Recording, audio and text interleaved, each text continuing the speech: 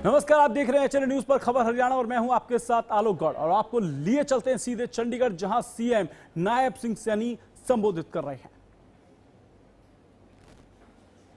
आमजन की सुविधा और जरूरतों को ध्यान में रखते हुए मंत्रिमंडल ने दयालु वन योजना में महत्वपूर्ण संशोधनों को मंजूरी दी है, जिससे पात्र परिवारों को सहायता प्राप्त करने में और अधिक आसानी होगी। पहले योजना के तहत क्लेम प्रस्तुत करने की समय सीमा 3 महीने थी, जिसे बढ़ा करके 6 महीने कर दिया है, ताकि किसी भी जरूरतमंद परिवार को केवल तकनीकी कारणों से सहायता से वंचित न रहना पड़े। साथ ही आज तक दायर क्लेमों के लिए छूट की अवधि को भी 3 महीने से बढ़ाकर मृत्यु अर्थात दिव्यांगता की तिथि से 6 महीने तक किया गया है। पात्र लाभार्थियों को राहत प्रदान करने के उद्देश्य से क्लेमों के निपटान संबंधी प्रावधानों को सरल बनाया गया है। 6 महीने से अधिक 7 महीने तक देरी के लिए हरियाणा परिवार सुरक्षा न्यास के मुख्य कार्यकारी अधिकारी को अधिकृत किया गया है और इसी प्रकार 7 महीने से अधिक और 9 महीने तक देरी के लिए वित्त विभाग के अतिरिक्त मुख्य सचिव को निर्णय लेने के लिए अधिकृत किया गया है और इसी कड़ी में 9 महीने से अधिक 12 महीने तक की देरी के लिए मामला वित्त मंत्री के पास आएगा, क्योंकि पहले 3 महीने था, इसको 6 महीने किया। 6 महीने के बाद भी इसको फेसिस के अंदर 1 साल तक उसको परमिशन लेकर के अप्लाई कर सकता है। और इसी कड़ी में हमने ई बसेस और ट्रक्स बैठक में एनसीआर प्लानिंग बोर्ड की सहायता योजना के तहत राज्य के एनसीआर जिलों में BS4 या उससे पुराने मानकों वाले पुराने ट्रकों और बसों को बदलने पर मोटर वाहन कर में छूट के प्रस्ताव को भी आज मंजूरी दी है। नए BS6 या उससे कड़े मानकों वाले इलेक्ट्रिक व्हीकल CNG ट्रकों व बसों की खरीद पर पात्र लाभार्थियों को 100% मोटर वाहन कर में छूट दी जाएगी, ये निर्णय किया गया है। इसके अलावा इन्हीं मानकों वाले पुराने इस्तेमाल किए हुए EV CNG ट्रकों व बसों की खरीद पर भी पात्र लाभार्थियों को मोटर वाहन कर में 50% तक की छूट दी जाएगी। दोनों ही मामलों में मोटर वाहन कर में छूट 10 साल की अवधि के लिए मान्य होगी। साथ ही योजना के तहत यहां खरीदे गए नए वाहनों के रजिस्ट्रेशन पर रजिस्ट्रेशन फीस भी माफ की जाएगी। एक हॉर्टिकल्चर विभाग की जो मंत्रिमंडल ने फैसला लिया है कि राज्य मंत्रिमंडल ने राज्य के बागवानी क्षेत्र में महत्वपूर्ण और दूरगामी सुधार की दिशा में कदम बढ़ाते हुए हरियाणा बागवानी नर्सरी नियम 2026 को भी मंजूरी दी है। इन नियमों के माध्यम से नर्सरी लाइसेंस जारी करने, रिन्यूअल तथा नई श्रेणी जोड़ने की प्रक्रिया को पूरी तरह व्यवस्थित, पारदर्शी और जवाबदेह बनाया गया है।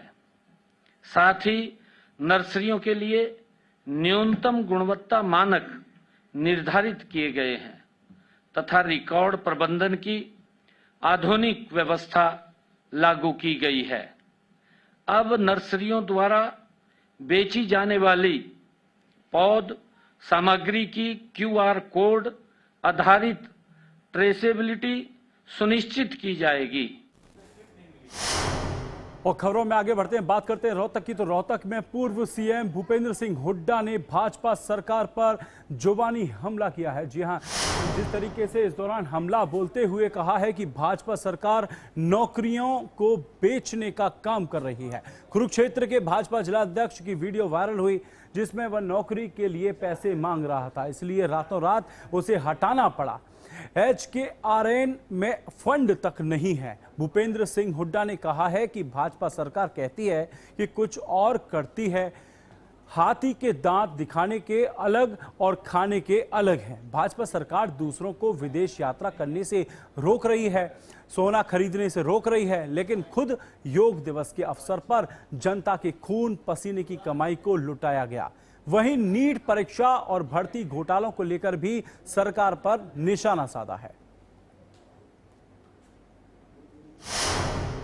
सोनीपत में पुलिस और कुख्यात बदमाश के बीच तड़के सुबह मुठभेड़ हो गई, जिसमें एक इनामी अपराधी ढेर हो गया। जानकारी के लिए बता दें कि अटायल गांव के रहने वाले कुख्यात बदमाश गोपाल को पुलिस ने जवाबी फायरिंग में ढेर कर दिया। गोपाल 2 मामलों में आजीवन कारावास की सजा काट रहा था और 70 दिन की पैरोल पर बाहर था। 23 मई को सरेंडर करने के बजाय फरार हो गया था, जिसके बाद पुलिस गोपाल की खोज कर रही थी। कई संगीन मामलों में भी वह नामजद था। पुलिस का यह दावा है कि वह हत्या की वारदात को अंजाम देने की फिराक में क्षेत्र में पहुंचा था, जिसके बाद CIA 1 और CIA गन्नौर की टीम ने उसे घेर लिया। टीम ने उसे पकड़ने का प्रयास किया तो आरोपित ने पुलिस पर फायरिंग शुरू कर दी। जवाब में पुलिस ने भी कार्रवाई की, जिसमें गोली लगने से गोपाल गंभीर रूप से घायल हो गया। उसे घायल हालत में अस्पताल ले जाया गया, जहां डॉक्टर्स ने उसे मृत घोषित कर दिया है। गोपाल है अटाल गांव से, इसके ऊपर 25-30 मुकदमे हैं, जिसमें 4 हत्या के मुकदमे हैं और ये 2 मुकदमे में आजीवन कारावास है। और ये पैरोल पे आया था, लेकिन ये पैरोल पे वापस नहीं गया, भगोड़ा हो। तो इस पे पैरोल की भी FIR दर्ज है। और अभी फिलहाल 2 307 के मुकदमे में वांटेड था, एक चोरी का मुकदमा वांटेड था। इसने ठेके पर लूटने की कोशिश की थी, वहाँ फायरिंग की थी। जो आज हमारी टीम CIA 1 राजीव इंस्पेक्टर की टीम को और गन्नौर की टीम मुकेश सब इंस्पेक्टर की टीम को इसके बारे में इन्फॉर्मेशन हुई थी, तो इन्होंने खुबड़ू के पास आके नाकाबंदी की। तो जैसे ये मोटरसाइकिल पाता हुआ दिखाई दिया, रोकने का इशारा किया। इसने जो है ना पुलिस पार्टी पर 8-9 फायर किए, जिसने जवाबी कार्रवाई में हमारी पुलिस ने भी फायर किए और उसके 2-3 फायर लगे हैं, जो कि हॉस्पिटल में है। इसमें एक हमारा हेड कांस्टेबल देवेंद्र, वो भी इंजर्ड हुआ है, उसके बाजू में गोली लगी, वो भी कानपुर हॉस्पिटल में है। खबर हरियाणा में वक्त हो चला है छोटे से ब्रेक का। खबरें और भी हैं, जल्द लौटेंगे।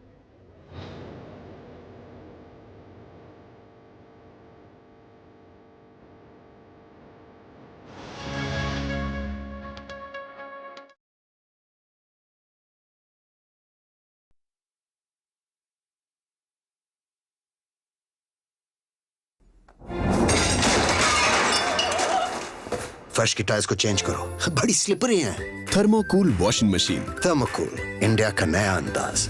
गोल्डी हिंग का तड़का लगे तो सभी दबा के खाते हैं। गोल्डी हिंग, कण कण में जान। आइसक्रीम खाओगी? जंगल में आइसक्रीम मिलती है। समर कूल रेफ्रिजरेटर, आप अपनी ड्यूटी निभाओ, ये अपनी ड्यूटी निभाएगा। समर कूल, लाइफ बनाए वंडरफुल। जब हर तरफ खबरों का शोर हो, जब सच और अफवाह में फर्क ना हो, तब एक चैनल उठता है सवालों की रोशनी लेकर,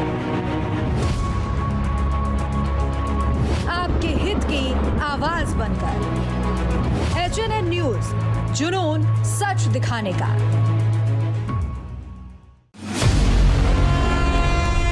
जहां हर सुबह के साथ उठते हैं नए सवाल,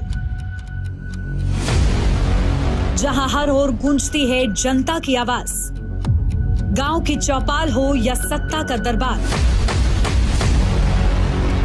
सियासी आग हो या रिश्तों का जहर, देश के सबसे बड़े सूबे की 5 बड़ी खबर। यूपी बोलता है HNN न्यूज पर सुबह 8 बजे।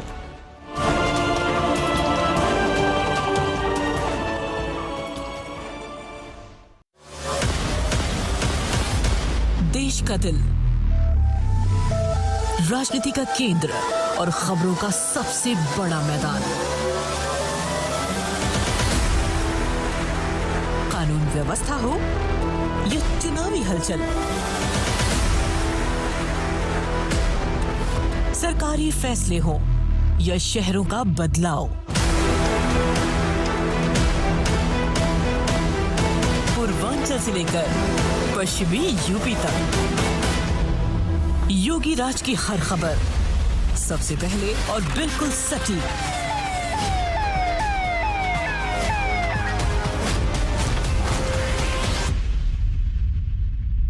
क्योंकि जब यूपी बोलता है तब पूरा देश सुनता है। किसी अपराधी और किसी माफिया की हैसियत नहीं जो सिर उठा करके सड़कों पर चल सके। HNN न्यूज पर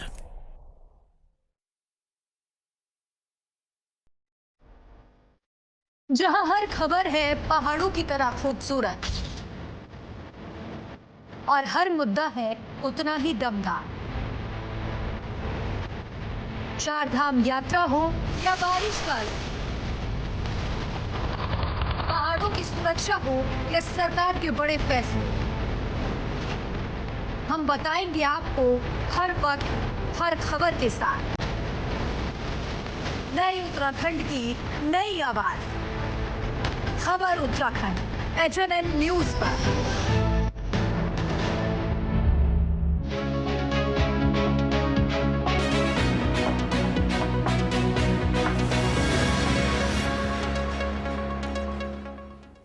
ब्रेक के बाद एक बार फिर आपका स्वागत। आप देख रहे हैं खबर हरियाणा। कुरुक्षेत्र से पुलिस की बर्बरता का मामला सामने आया है।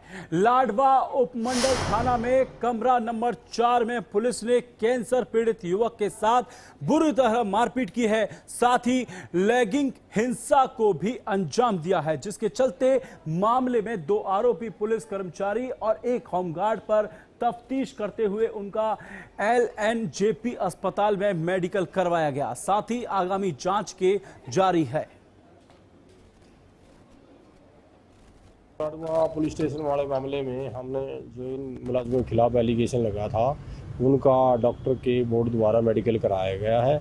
SP साहब इस केस को सुपरविजन जो सूक्ष्म से सूक्ष्म इन्वेस्टिगेशन के अनुसार कर रहे हैं। किसी भी प्रकार की इसमें कमी नहीं आने देंगे।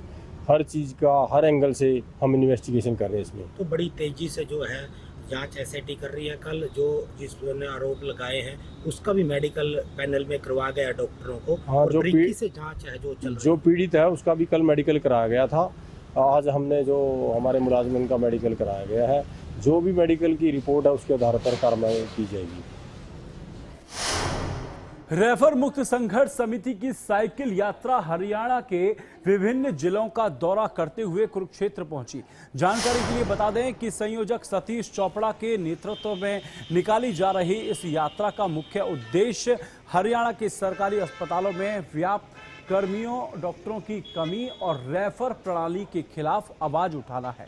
इससे पहले फरीदाबाद में 294 दिन धरना दिया गया, क्रमिक भूख हड़ताल और सामूहिक मुंडन भी करवाया गया। उस दौरान केंद्रीय मंत्री कृष्णपाल गुर्जर के आश्वासन पर धरना उठाया गया। तब आश्वासन मिला था कि 14 जिलों में ट्रॉमा सेंटर होंगे। जिला मुख्यालय पर कैंसर स्पेशलिस्ट के साथ रिक्त पड़े मेडिकल पैरामेडिकल स्टाफ के पद भरे जाएंगे। अस्पताल अपग्रेड होंगे, लेकिन महीनों बीतने उपरांत भी कुछ नहीं हुआ। इसलिए एक बार फिर वो उल्लेख जगाने निकले हैं। हमने 6 दिसंबर 2024 से फरीदाबाद में एक धरना दिया था जो 294 दिन चला था, जिसमें 15 दिन मैंने भूख हड़ताल भी की थी, 2 बार मुंडन भी कराया हमारे साथियों ने और क्रमिक भूख हड़ताल भी इसके अंदर शामिल थी। तब वहाँ केंद्रीय मंत्री जो कृष्णपाल गुर्जर जी आए थे, अपने विधायक हमारे सतीश भागना जी, SDM साहब, CMO PMO सभी कई बार आए। तो सरकार ने वादे किए और घोषणाएं भी की कि हर अस्पताल को अपग्रेड करेंगे, 14 जिलों में ट्रॉमा सेंटर बनाया जाएगा, हर अस्पताल के अंदर कैंसर के मरीजों के लिए डे केयर की व्यवस्था की जाएगी, कीमोथेरेपी दी जाएगी और किसी पेशेंट को हायर सेंटर के धक्के नहीं खाने पड़ेंगे। जितने भी डॉक्टर्स और नर्सिंग स्टाफ के जो पद खाली पड़े लैब टेक्नीशियन के, उनको जल्द से जल्द भरा जाएगा ताकि आम आदमी को उत्तम क्वालिटी जो बेहतरीन जो स्वास्थ्य सुविधाएं हैं वो हर नागरिक को मिल सके। अब कई जिला नागरिक अस्पतालों में नई बिल्डिंग्स भी बन रही हैं, पुरानी बिल्डिंग्स को रेनोवेशन का काम भी किया जा रहा है। कई बिल्डिंग्स तो आपको बताएं प्राइवेट अस्पताल के थे, चंडीगढ़ में सीएम नायब सिंह सैनी की अध्यक्षता में हरियाणा कैबिनेट की अहम बैठक संपन्न हुई। इस दौरान 15 एजेंडे रखे गए। मीटिंग के बाद विधायक दल की मीटिंग में शामिल होने के लिए पहुंचे कैबिनेट मंत्री राजेश नागर ने बताया कि 1-2 एजेंडों में बदलाव की संभावना है, जिनको अगली कैबिनेट में लगाया जाएगा। वहीं जानकारी के लिए बता दें कि मीटिंग में नए भर्ती 2600 पटवारियों की ट्रेनिंग अवधि 18 माह से घटाकर 12 माह करने के प्रस्ताव पर चर्चा भी हुई है।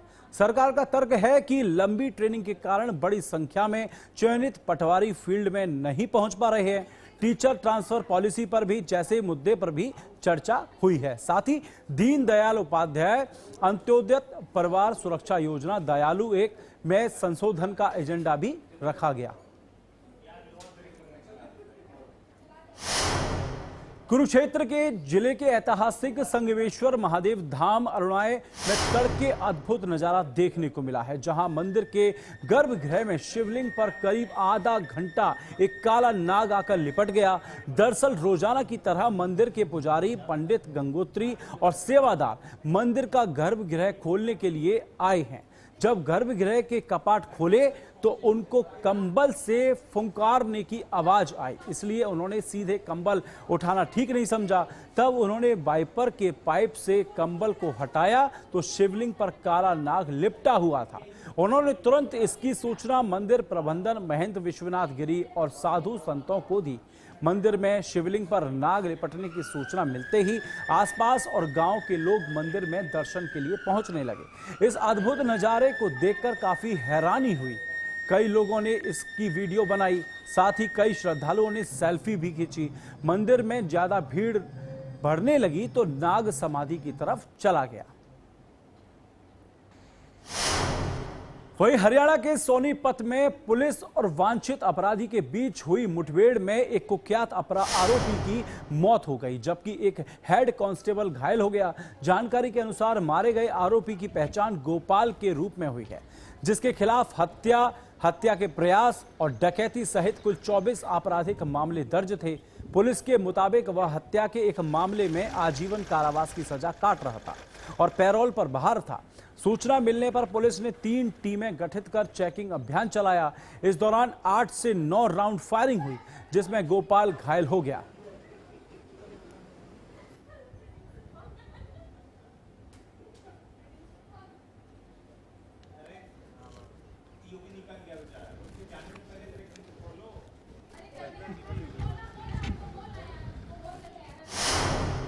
और इस वक्त की बड़ी खबर आ रही है लखनऊ से। लखनऊ अग्निकांड से जुड़ी बड़ी खबर हम आपको बता रहे हैं। हादसे की जगह पर सीएम योगी आदित्यनाथ स्थल पर पहुंच चुके हैं। स्थल का मुआयना करने पहुंचे हैं सीएम योगी आदित्यनाथ। आपको बता दें, लखनऊ अग्निकांड से जुड़ी इस वक्त की बड़ी खबर हम आपको बता रहे हैं। हादसे की जगह पर यूपी के मुखिया यानी उत्तर प्रदेश के मुख्यमंत्री योगी आदित्यनाथ घटना स्थल पर पहुंच चुके हैं।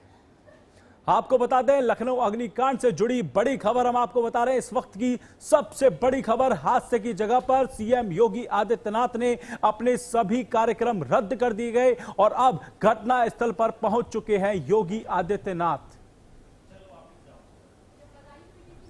आपको बता दें, हादसे की जगह पर सीएम योगी आदित्यनाथ पहुंचे हैं और पूरी जानकारी कर रहे हैं कि आखिर ये कांड हुआ कैसे। आखिर अग्निकांड इतना बड़ा है और किस तरीके से इसमें कितनी मौतें हुई हैं, पूरी हादसे का मुआयना करने पहुंचे हैं सीएम योगी आदित्यनाथ। घटना स्थल पर मुआयना कर रहे हैं। लखनऊ अग्निकांड से जुड़ी बड़ी खबर हम आपको बता रहे हैं।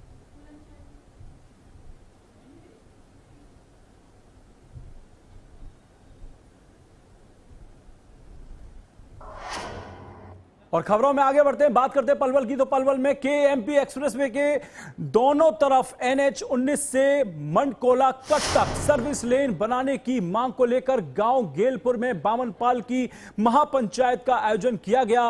महापंचायत में सर्विस रोड बनवाने को लेकर लोगों से सुझाव लिए गए और आगामी रूपरेखा तैयार की गई। पंचायत में 31 सदस्यीय कमेटी का गठन कर फैसला लिया गया। आज जो हमारे यहाँ किसानों की जो महापंचायत हुई है, उसका विषय था कि मंडकोला गांव से कट से लेकर और NH 19 तक KMP के दोनों साइड सर्विस रोड दिया जाए। हमारी जी और क्या मांगे हैं? इसमें केवल एक ही मांग है हमारी, और हमारी इसमें कोई मांग नहीं है कि जहाँ केएमपी रोड के नीचे की जो कनेक्टिविटी है, जो इंटरलॉक है, वहाँ वो पुल बनाए जाए और दोनों तरफ हमें सर्विस रोड दिया जाए, जिससे हमारे किसानों की जो समस्या है वो हल हो जाए। क्योंकि हमारे जो केएमपी के साथ साथ जो गांव लगे हुए हैं, उन गांवों की जो सीमा है उसके 2 भाग हो चुके हैं, वो 2 बंटवारे में हो गई है।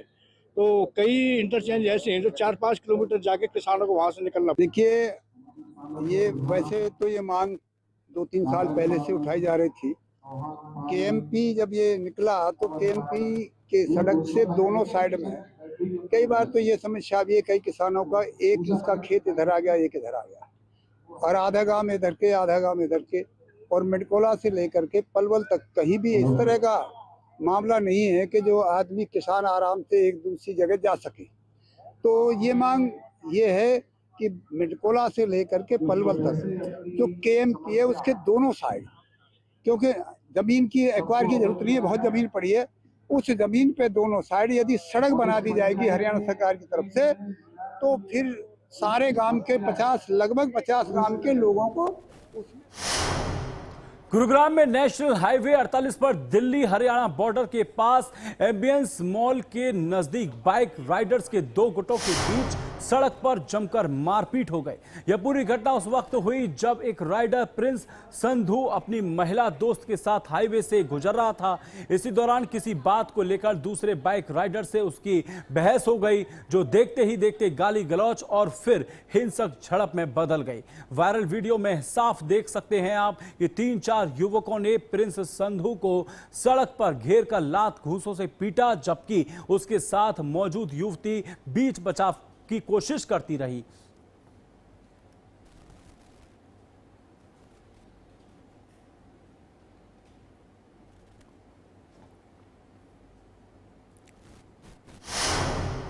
कुरुक्षेत्र में थानेसर से कांग्रेस विधायक और पूर्व मंत्री अशोक अरोड़ा ने हरियाणा सरकार पर तीखा हमला बोला है। उन्होंने आरोप लगाया है कि प्रदेश में भ्रष्टाचार लगातार बढ़ रहा है और नए रिकॉर्ड बन रहे हैं। अरोड़ा ने नीट परीक्षा में कथित गड़बड़ियों को लेकर कहा है कि यह देश के लाखों छात्रों के साथ बड़ा अन्याय है। बात बड़े विस्तार से बताई कि आज की प्रेस कॉन्फ्रेंस का इशू इस देश के युवाओं के साथ जो नीट के पेपर में खिलवाड़ हुआ, जिसकी लड़ाई कांग्रेस पार्टी लगातार लड़ रही है। और पिछले दिनों राहुल गांधी जी ने कोटा में जिस प्रकार स्टूडेंट से सारी बात कही, और उन्होंने बड़े विस्तार से रखा कि इतना देश की शिक्षा का बजट नहीं है जितना बच्चों का इस पेपर पे, कोचिंग पे खर्च करके पैसा लगे। तो इस कितनी बड़ी लापरवाही, और कोई जिम्मेवारी लेने को तैयार नहीं है, तो किस प्रकार से देश चलेगा। अभी कल ही पेपर दोबारा देने के दबाव में बच्ची आत्महत्या कर दी। कौन है दोषी इसका? टोटल देश के अंदर 11 बच्चों ने आत्महत्या कर लिया। कौन है इसका दोषी? इसका दोषी देश की सरकार, देश के सरकार का मंत्री देवेंद्र फडणवीस। और खबर हरियाणा में आज के लिए सिर्फ इतना ही। देश और दुनिया की खबर देखने के लिए आप देखते रहिए HNN न्यूज।